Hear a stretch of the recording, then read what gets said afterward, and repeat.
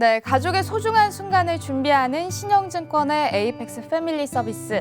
안녕하세요. 아나운서 안예은입니다.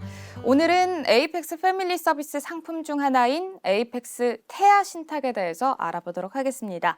자, 소개해 주실 에이펙스 프라이빗 클럽 청담의 조아람 PB님 현장에 나오셨습니다. 안녕하세요. 네, 안녕하세요. 에이펙스 프라이빗 클럽 청담의 조아란입니다. 네, 반갑습니다.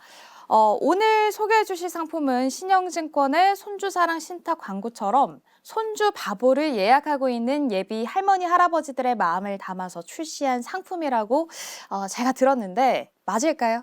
네, 맞습니다. 바로 에이펙스 태아 신탁인데요. 곧 태어날 손주를 위한 금전적 지원을 준비하는 예비 조부모님의 기쁨을 담은 상품입니다. 네, 곧 할아버지, 할머니가 된다는 기대와 설렘은 정말 큰 것 같습니다. 많은 분들이 손주를 고대하고 또 아직 손주가 없는 분들은 손주를 본 친구들을 부러워하기도 하는데요. 그런데 피비님, 아직 이 태어나지도 않은 손주한테 증여가 가능한가요? 네, 참 중요한 부분을 짚어주셨는데요. 태어나지 않은 손주는 말 그대로 태아 상태이기 때문에 민법상 수증 능력을 인정받지는 못합니다. 그래서 먼저 조부모님이 에이펙스 태아 신탁을 가입하시고 손주에게 증여할 자산을 신탁에 맡기시면서 이 신탁의 수증자를 태어날 손주로 지정하는 겁니다.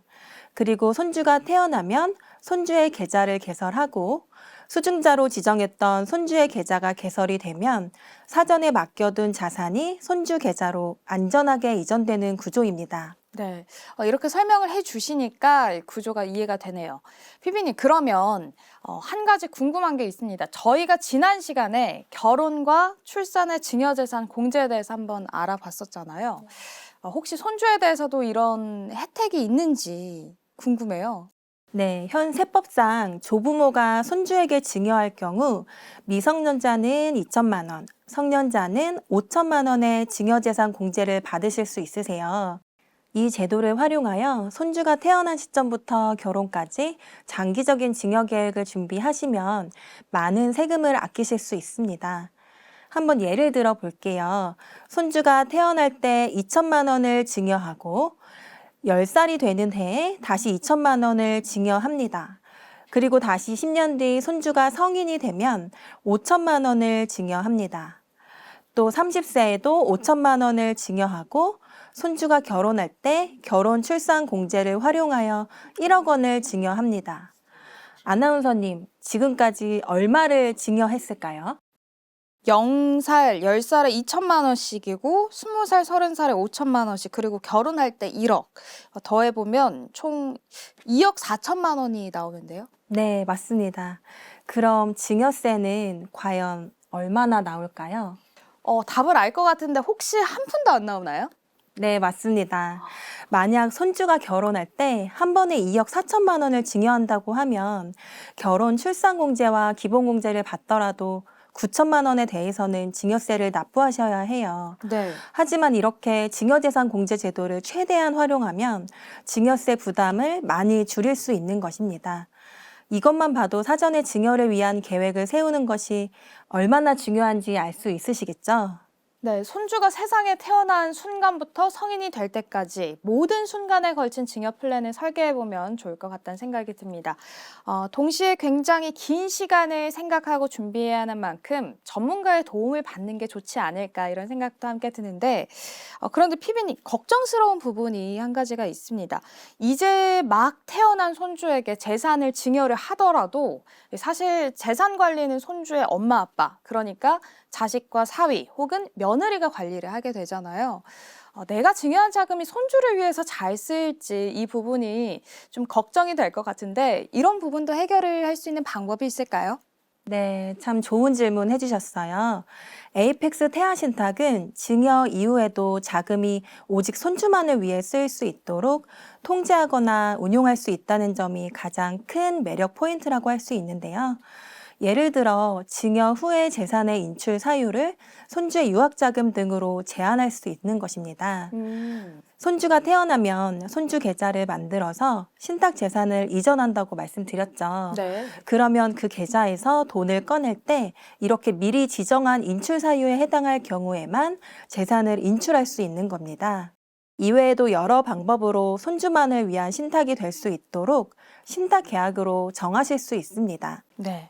할머니, 할아버지께서 마음 졸이시지 않고 든든한 지원군이 될 수 있는 방법인 것 같습니다. 걱정 없이 신탁 가입이 가능할 수 있겠다, 이렇게 말씀드릴 수 있을 것 같습니다. 자, 피비님, 마지막 궁금증입니다. 좀 마음이 아픈 얘기일 수 있겠지만 저희가 뭐 여러 케이스에 대해서 좀 이야기를 해보면 좋을 것 같아서 가정을 한번 해볼게요. 에이펙스 태아 신탁을 가입을 하고 수중자로 곧 태어날 손주를 지정을 해준 상황에서 그 손주가 태어나기 전에 조부모가 사망을 하게 되면 이런 케이스에서는 좀 어떻게 되는 건가요? 네, 물론 그런 상황 또한 걱정하실 분들이 참 많으실 것 같아요. 그래서 에이펙스 태아 신탁 계약 시 특약을 통해 귀속 권리자를 지정하실 수 있습니다. 여기서 귀속 권리자란 신탁의 자녀 재산이 귀속될 자를 말하는데요. 이 신탁 재산만큼은 손주의 몫으로 남기고 싶으시다면 태어날 손주로 귀속 권리자를 지정하시는 게 좋습니다. 물론 이는 선택사항이기 때문에 귀속 권리자를 지정하지 않는다면 일반 상속 절차에 따라 법정 상속인에게 재산이 상속됩니다. 네, 그런 기능이 또 있었군요. 내가 대비할 수 없는 상황까지 신탁으로 약속할 수 있다는 것. 정말 신탁이라서 가능한 일인 것 같습니다. 자, 정리하면서 한번 마무리를 해볼까 하는데요. 태아는 재산을 물려받을 법정 능력이 없기 때문에 태어날 손주에게 증여하고 싶다면 에이펙스 태아 신탁을 고려해 볼 수 있습니다. 또 손주의 탄생부터 결혼까지 장기 증여 플랜을 세워서 세금도 아낄 수 있고 또 손주를 위한 재산이 엄한 곳에 쓰이지 않을까 걱정하지 않아도 됩니다. 또 손주가 탄생할 때 옆에 있을 수 없다 해도 특약을 통해 손주에 대한 사랑을 온전히 남길 수 있습니다. 자, 이렇게 정리를 해볼 수 있을 것 같은데 피비님, 마지막으로 예비 손주바보, 조부모님들이 에이펙스 태아 신탁 상담을 받고자 하실 때는 좀 어떻게 하면 될까요? 홈페이지나 MTS, 고객지원센터 등을 통해 자유롭게 상담 신청이 가능하세요. 그러니 언제든지 마음 편히 상담 예약해 주시면 됩니다. 네, 오늘도 친절한 설명 감사합니다. 네, 지금까지 에이펙스 프라이빗 클럽 청담의 조아란이었습니다. 감사합니다. 늘 어리게만 느껴졌던 내 자녀가 어느새 훌쩍 자라서 결혼을 하고 이제 부모가 될 준비를 하고 있다니 그것만으로도 정말 가슴이 벅찬 일일 텐데요. 손주가 태어난다면 더없이 기쁜 일이 될 것입니다. 눈에 넣어도 아프지 않을 내 손주의 든든한 지원군이 될 수 있도록 지금부터 함께 준비를 해보면 어떨까요? 지금까지 손주사랑 신탁이 되다 에이펙스 태아 신탁에 대해서 함께 알아봤습니다. 지금까지 신영증권의 안예은이었습니다. 감사합니다.